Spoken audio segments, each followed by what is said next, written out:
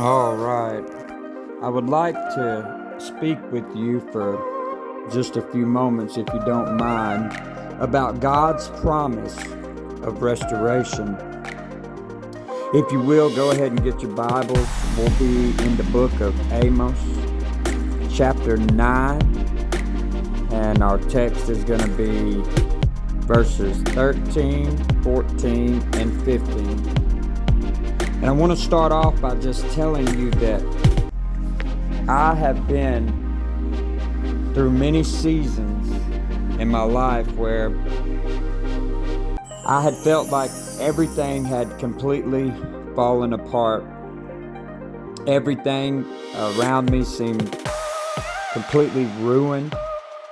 The relationships that I had with people, they were broken. There was no more trust. And honestly, I wasn't sure if I could ever rebuild these relationships.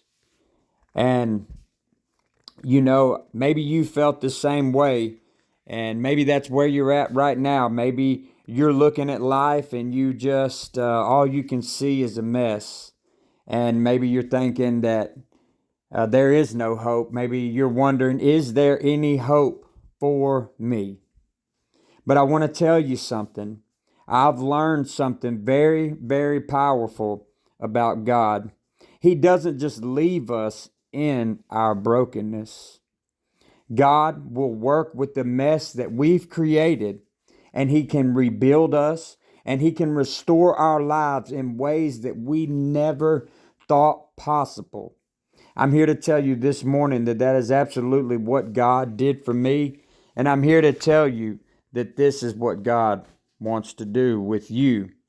And let's be honest, as men and women in recovery, we all know how it feels to face destruction.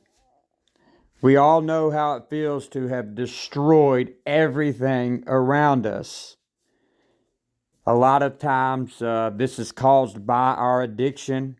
Our addiction leads to horrible relationships. Our addiction leads to horrible choices that we make that we wish we could undo now in sobriety. And I'm sure at some point many of us thought that, this is it. This is it. There's no way I could possibly come back from this. And I know that deep down, if we're honest, we could all say that there was a hope for restoration inside of us, that we wanted these things that we had destroyed to be restored. I'm sure that deep down inside, we've all hoped for a second chance, third chance, fourth chance, whatever the case may be, but just another chance to rebuild our lives, to make things right, and to be the men and women that we were created to be. The question is, can God really restore what's been lost? Can He rebuild what's been ruined? And that's what we're going to look at today. So hopefully you've gone in your Bibles to Amos chapter 9. Starting in verse 13, the King James Bible reads, "Behold, the days come, saith the Lord, that the plowman shall overtake the reaper, and the treader of grapes him that soweth seed. And the mountains shall drop sweet wine, and all the hills shall melt. And I will bring again the captivity of my people of Israel, and they shall build the waste cities and inhabit them. And they shall plant vineyards and drink the wine thereof. They shall also make gardens and eat the fruit of them." So a little bit of foundation here. Amos, he was a shepherd. He was a farmer from Judah. He was called by God to deliver a message of judgment to Israel. And what he was doing was warning them of an impending punishment for their sins. So at the beginning of the book here, God, He's pronouncing judgment on Israel's neighboring nations. And they've been very cruel, violent, oppressive people.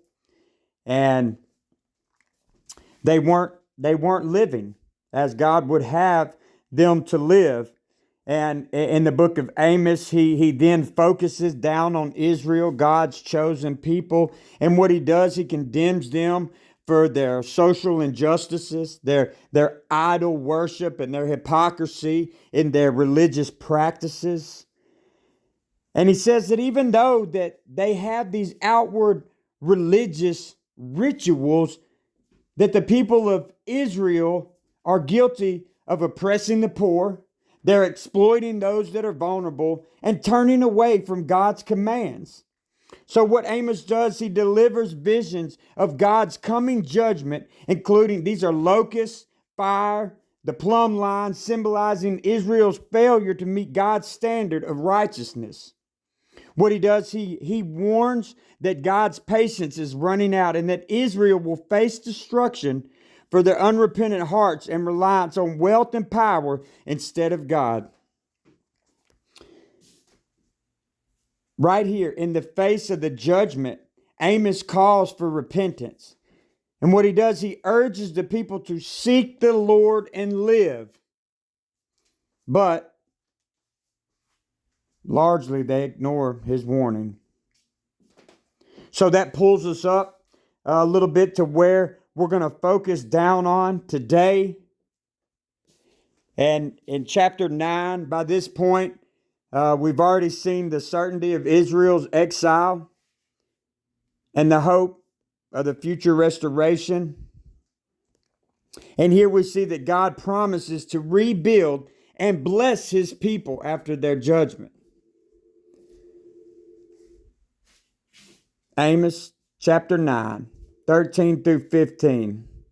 We see what God says to the people who are facing this devastation. So as I mentioned earlier, Israel has clearly turned away from God. And what was happening was that they were experiencing the consequences for their rebellion. Their cities were destroyed, their land was barren, and their future was absolutely hopeless as it seemed. But in these verses that we read, we see some intense promises right here. It says, the plowman shall overtake the reaper, and the treader of grapes him that soweth seed. And what we see here is an abundance, right? We're talking about the blessings will be so abundant that the harvest and the planting, they're going to overlap each other. So what this means is there will be no lack. The scripture says the mountains shall drop sweet wine and the hills shall melt. I mean, what an image here. We see that that's just an overwhelming goodness in the provisions of God. What he says, I will bring again the captivity of my people. And what we see right there is restoration. We see the restoration, a promise to restore his people from their brokenness. He goes on to say, they shall build the waste cities and inhabit them. Guess what? What was ruined will be rebuilt. He says they shall plant vineyards and drink the wine thereof. What God is saying is that he will restore what was lost and bring joy back into their lives. And I'm telling you today that this is the kind of God that we serve. He does not leave us in our ruined lives, but he promises restoration. So no matter how broken you may feel right now, God is absolutely able to rebuild your life. He can take the mess that you've created and turn it into something truly amazing. You may be asking yourself, what in the world does this mean for me? Maybe you're sitting there thinking that your life is too far gone, that you're too messed up, and there's absolutely no way that God can or God is willing to fix what you've destroyed. But let me tell you the truth. God's promise of restoration is not just for Israel, it's for you too. The same God who rebuilt their cities and restored their fortunes is ready to rebuild your life. But I'm telling you, it starts with a choice. And this choice is a choice to trust him and to surrender this brokenness to Him and let Him do the work of restoration. So what's next? Well, maybe it's simply asking God to help you to believe again. Maybe you've backslid. Maybe you were once there and now you're just not. So maybe it's just simply asking God to restore your faith. Maybe it's reaching out to those around you that you've hurt and start the process of making amends. Making amends is great. Maybe it's forgiving yourself for the mistakes you've made. Sometimes that's the hardest thing that we have to deal with, is simply forgiving ourselves. But whatever the next step is, don't let the fear, don't let the shame, don't let the doubt hold you back from the restoration that God has for you. Remember what He said? He said, I will plant them and they shall no more be pulled up. When God restores you, it's permanent. He doesn't just fix the surface. He transforms your heart and gives you a firm foundation to stand on. Now imagine this with me for a second. What if we all stepped into God's promise of restoration? What if we as a group stopped letting our past define us and started living as the men and women that God has created us to be, the men and women who've been restored by God's grace? Picture that community. Men and women whose lives have been rebuilt, whose lives have been restored, that their families trust them again. They're good fathers and mothers, brothers, sisters. They're good friends to each other. Imagine that. Imagine how that would impact not just us, but the people around us, the families, the communities, the future generations. God's promise isn't just about individual restoration. It's about building something bigger. And this something bigger is something that we have the privilege of taking part in. Together, we can do this.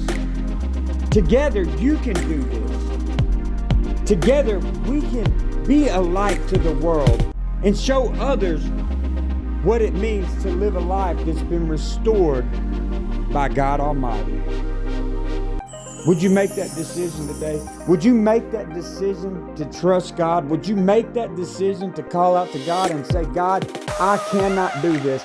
I absolutely need your help. Would you call on the name of Jesus today?